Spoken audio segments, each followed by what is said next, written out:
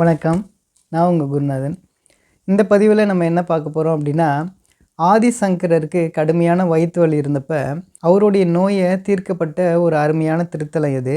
இது மட்டும் இல்லாமல் ஆதிசங்கரர் தன்னுடைய கைப்பட எழுதிய பதிகத்தை இன்றைக்கும் அந்த கோயிலில் ஒரு பொக்கிஷமாக வச்சு பாதுகாத்துட்டு இருக்கக்கூடிய திருத்தலம் இது. இது மட்டும் இல்லாமல் சங்க காலத்தில் வாழ்ந்த கோமார வல்லப பாண்டியன்னு சொல்லக்கூடிய இந்த மன்னனுக்கு குழந்தை பாக்கியம் அருளிய திருத்தலம் இது. இது மட்டும் இல்லாமல் பிரதோஷ வழிபாட்டில் ஒரு மிகப்பெரிய சிறப்பு இந்த கோயிலில் இருக்குது. இது மட்டும் இல்லாமல் சிவபெருமானே வணங்கின திருத்தலங்க இது. இந்த திருத்தலத்தில் நம்ம வழிபாடு செஞ்சோம் அப்படின்னா நமக்கு ஏற்படக்கூடிய பலன்கள் என்ன எல்லாத்தையுமே இந்த பதிவில் நம்ம பார்ப்போங்க.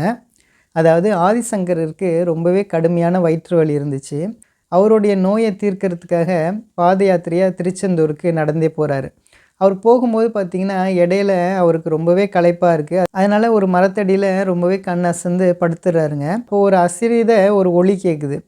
அது என்ன சொல்லுது அப்படின்னா, என்னுடைய கால் தடம் இருக்குது, இந்த கால் தடத்தில் நீ அப்படியே நடந்து வா அப்படின்னு சொல்லிட்டு அந்த அசிரீத ஒலி சொல்லுதுங்க. அதனால் ஆதிசங்கரர் என்ன செய்கிறாரு அப்படின்னா, எந்திரிச்சு நடந்து போகிறார். நடந்து போகும்போது பார்த்தா அந்த நடப்பாதையெல்லாம் மிகப்பெரிய யானையுடைய கால் தடம் தெரியுதுங்க.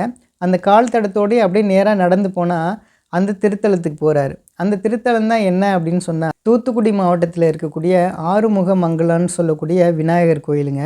ஆயிரத்தென் விநாயகருங்க. இந்த விநாயகர் தான் நம்மளை அழைச்சிருக்காரு அப்படிங்கிறத ஆதிசங்கரர் உணர்ந்துடுறாரு. அதனால் ஆதிசங்கரர் என்ன செய்கிறாரு அப்படின்னா, இந்த திருத்தலத்திலே தங்கி இந்த விநாயகருக்கு பூஜை செஞ்சு இந்த விநாயகருக்குன்னு சொல்லிட்டு ஒரு பதிகம் எழுதுறாரு. அந்த பதிகம் என்ன அப்படின்னா, கணேச பஞ்சரத்ன ஸ்லோகங்க அது. இந்த ஸ்லோகத்தை தன்னுடைய கைப்படவே ஆதிசங்கரர் ஓலசுவடியில் எழுதி இந்த விநாயகருக்கு சமர்ப்பிக்கிறாருங்க. அவர் எழுதின அந்த அற்புதமான இந்த ஸ்லோகம்தான் உதாகராத மோதகம்னு ஆரம்பிக்கக்கூடிய ஒரு அற்புதமான ஒரு ஸ்லோகங்க இது. இன்றைக்கும் பார்த்திங்கன்னா இந்த கோயிலில் ஆதிசங்கரர் எழுதின இந்த ஓலசுவடியை இந்த கோயிலில் பொக்கிஷமாக வச்சு பாதுகாத்துட்டு வராங்க. இந்த கணேச பஞ்சரத்ன ஸ்லோகத்தை ஆதிசங்கரர் எழுதி இந்த விநாயகரை பூஜை செஞ்சு வழிபாடு பண்ணனால பார்த்திங்கன்னா ஆதிசங்கரோட வயிற்று வலியை முற்றிலுமாக நீங்கிடுச்சுங்க. அப்படிப்பட்ட ஒரு அருமையான திருத்தலங்க இது. இது மட்டும் இல்லாமல் பார்த்திங்கன்னா சங்க காலத்தில் வாழ்ந்த கோமார வல்லப பாண்டியனுக்கு நீண்ட நாளாக குழந்தை பாக்கியம் இல்லைங்க. இந்த விநாயகரை வேண்டி தான் அவருக்கு குழந்தை பாக்கியம் கிடச்சிச்சிங்க. இது மட்டும் இல்லாமல் இந்த திருத்தலத்தில் ஒரு முக்கியமான ஒரு சிறப்பு என்ன அப்படின்னா, இங்கே இருக்கக்கூடிய விநாயகரை சிவபெருமானே வழிபட்டுருக்காருங்க. சிவபெருமானுக்கு இந்த விநாயகர் காட்சி கொடுத்துருக்காரு. அப்படிப்பட்ட ஒரு சிறப்பான திருத்தலங்க இது. அதனால் பார்த்திங்கன்னா இந்த விநாயகருக்கு பிரதோஷ நாட்களில் பிரதோஷ விழா கொண்டாடக்கூடிய ஒரே விநாயகர் திருத்தலம் இந்த திருத்தலம் தாங்க. அப்படிப்பட்ட ஒரு சிறப்பான விநாயகர் தான் இந்த ஆயிரத்தென் விநாயகர். விநாயகர் கோயில் பார்த்திங்கன்னா 2000 ஆண்டுகளுக்கு முன்பு உள்ள ஒரு பழமையான ஒரு விநாயகர் கோயிலுங்க இது.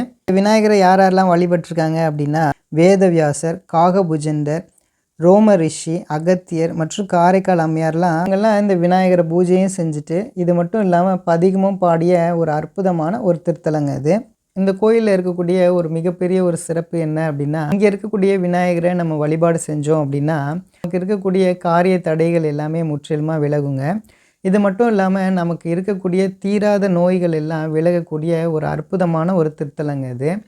இது மட்டும் இல்லாமல் நமக்கு ஏற்படக்கூடிய திருமண தடையாக இருக்கட்டும், குழந்தை பாக்கியத்தில் இருக்கக்கூடிய தடைகள் எல்லாம் முற்றிலுமாக விலகக்கூடிய ஒரு அருமையான ஒரு திருத்தலங்க இது.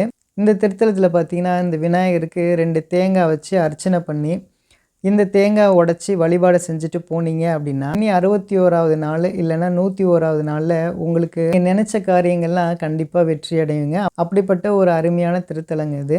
மக்கள் எல்லாம் நிறைய பேர் 108 தேங்காய் இல்லைன்னா 1008 தேங்காய் அவங்களுடைய காரியம் வெற்றி அடைஞ்ச உடனே அவங்க ஒரு பிரார்த்தனை வச்சுட்டு அவங்க வழிபாடு செஞ்சுட்டு வராங்கங்க.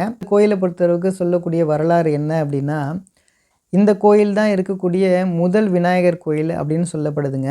அப்படிப்பட்ட ஒரு சிறப்பான திருத்தலங்க இது. இந்த திருத்தலத்துக்கு உங்களுக்கு வாய்ப்பு கிடைக்கும் போது இந்த தூத்துக்குடி மாவட்டத்தில் இருக்கக்கூடிய இந்த ஆயிரத்தென் விநாயகரை நீங்கள் போய் வழிபாடு செஞ்சுட்டு நீங்கள் எல்லா விதமான நன்மைகளும் உங்களுக்கு கிடைக்கணும் அப்படின்ட்டு நான் கேட்டுக்கிறேங்க. நம்புங்க, எல்லாமே நல்லதே நடக்குங்க. நன்றி நன்றி நன்றி.